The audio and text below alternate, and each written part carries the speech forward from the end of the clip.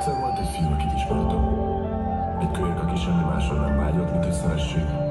Ám mivel ilyen nem volt, ő úgy tett, mintha nem is keresné. Aztán jött egy lány, és a fiú beleszeretett. Nem hidd, mennyire beleszeretett. Jobban szerette a lány, mint önmagát, és végre boldog volt. A lány viszont nem találta a helyét. Folyton csak menekült. Messzi, messzi földekre. Ez pedig bántotta a fiút. Rájött tenetes fájdalom a lány hiánya. Elviselhetetlen. Hiába próbálkozott a fiú. Szerette őt, törődött vele, kérlelte. A lány nem maradt mégsem. A fiú hibázott.